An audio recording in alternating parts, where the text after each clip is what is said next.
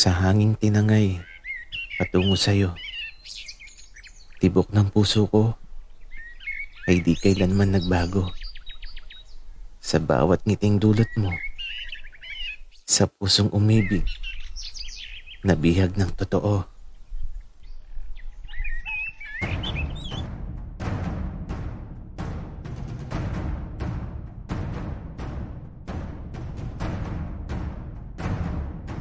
Kaibigan, huwag mong kalimutan mag-subscribe sa aming channel at huwag din kalimutan i-click ang notification bell at subscribe button. Subscribe na!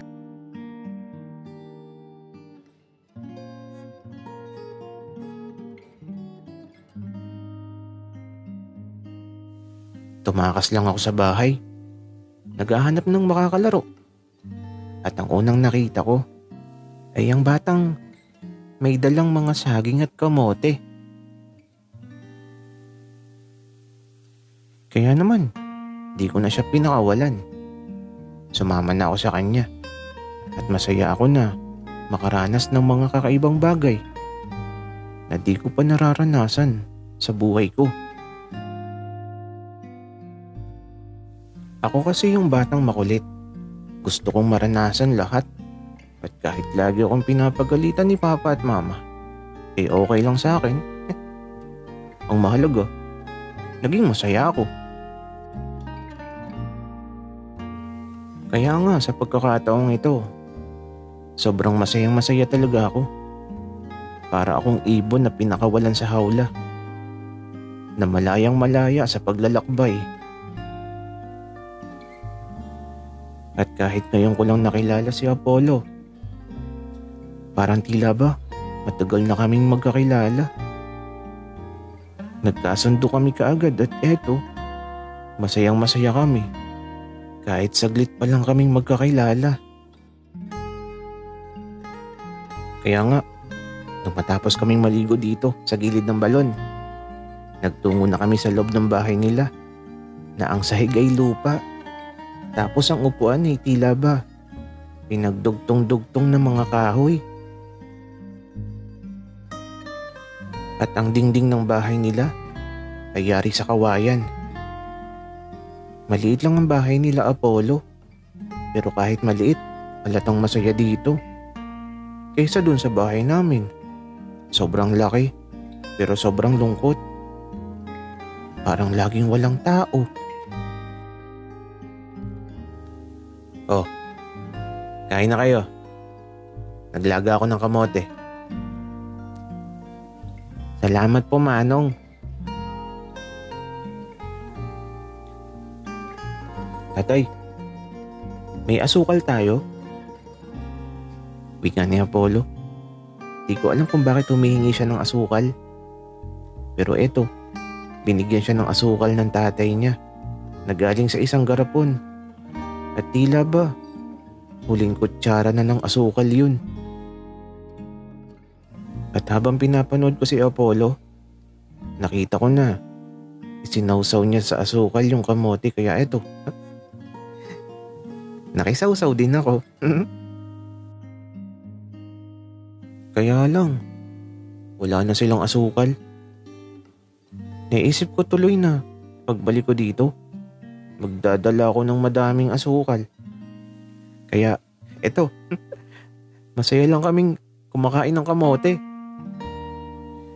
Matapos mo kakain ng kamote, eto, naglaro na kami sa labas. Sumakay kami sa duyan, tapos nanghuli kami ng mga tutubi. At ang pinakagusto ko, ay eto, nung matulog kami sa papag, sa ilalim ng puno ng langka. Sobrang sarap ng tulog ko. Ang sarap kasi ng simoy ng hangin. At nung magising kami ni Apollo, kumain na kami ng tanghalian. Itlog na nilaga ang ulam namin, tapos may toyo. Ang sarap pala ng itlog na nilaga na may toyo. Ang dami kong nakain na kanin. Apollo, uuwi na ako mamaya. Sige, mag-iingat ka, Brandon. Pero babalik ka pa ba? Oo naman, Babalik pa ako, Polo. Basta, hintayin mo lang ako. Kaya naman, nung umalis na ako, eto, lagi na lang ako nahuhulog sa pilapil. Buti na lang at may malaking kanal sa tabi ng daan. Kaya, dito na ako naghuhugas ng aking mga paa. Brandon, bukas ulit ha. Oo, Apollo. Hintayin mo ako. Kaya ito, pag-alis ko, tumakbo na ako na mabilis. Baka kasi hinahanap na ako sa bahay. Siguradong mapapagalitan na naman ako. Pero okay lang. Naging masaya naman ako.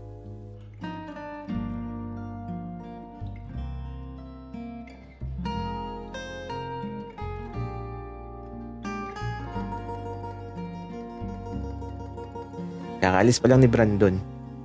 Pero nasasabik na ulit ako na makalaro siya. Kaya ito, pagka-uwi ko sa bahay, dumiretso ako sa lamesa, sa kusina. At habang nakaupo ako, naisipan ko na isulat sa kwaderno ko ang masasayang nangyari ngayong araw. Marunong na akong magsulat. Mabagal nga lang. Pero habang nagsusulat ako, nakangiti lang ako habang inililimbag sa kwaderno ko ang unang pahina ng masayang sandali ko kasama si Brandon. Ang unang pahina kung saan nagsimula ang lahat. Ang unang pahina kung saan hindi ko malilimutan ang lahat.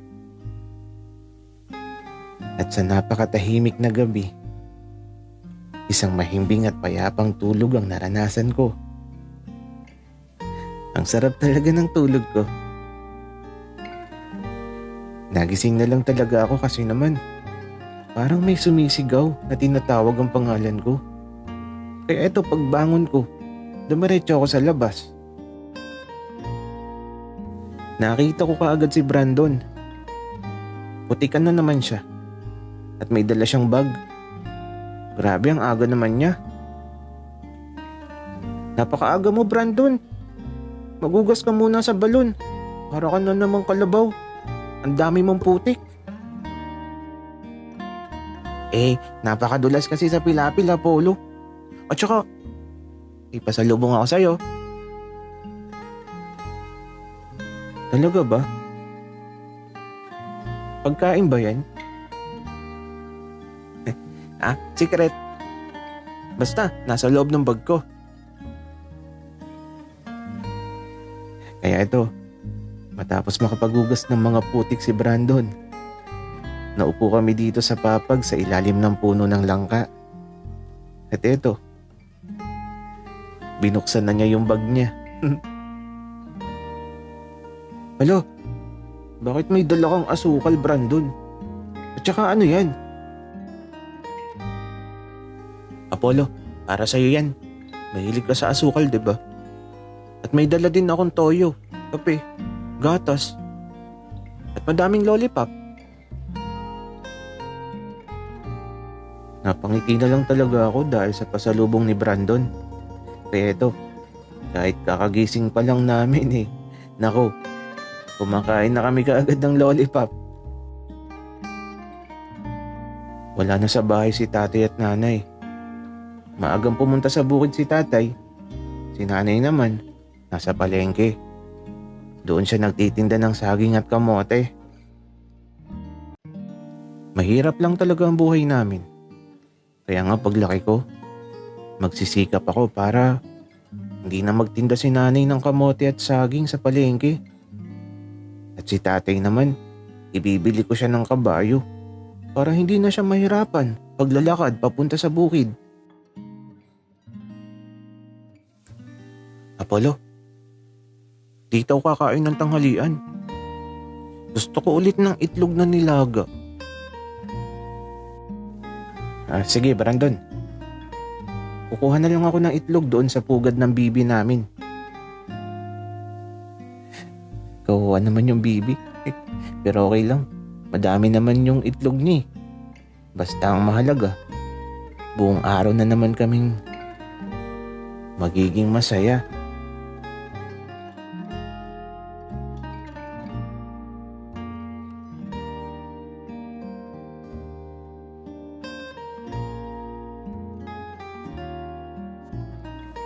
Oh, anak. Si Kiray yun, di ba? Akala ko ba masakit ang daliri niya sa paa? Aba, oo nga. Bika ako naman na teto pagdating ni Kiray. Bestie, ano ba yan? Bakit ba kasi nasa gitna kayo ng palayo nakatira? Naiinitan masyado yung kagandahan ko. Sobrang ganda ko pa naman. Hoy, Kiray. Akala ko ba masakit ang daliri mo sa paa? Magaling na bestie. Tsaka, na-miss kita. Kiray, nagtatanong pala sa akin yung mga kargador sa palengke. Kung single ka pa daw kasi liligawan ka daw nila at di ka daw nila sasaktan. Bestie naman, wala na bang iba? Sobrang ganda ko kaya. Lagi na lang kargador, basurero, at mga tambay ang nagkakagusto sa akin. Wala na bang iba? Mag-offer ka naman ng gwapo, yung malaki ang katawan, tapos yung masarap. Hoy, Kiray, umayos ka nga. Pero huwag ka mag-alala, kapag nakakita ako ng gwapo, ay nako, ipapakilala ko sa iyo kaagad. Kaya lang, bulag. Kaya ito, pinagpapalo ako ni Kiray ng dala niyang payong. Best friend ko yan.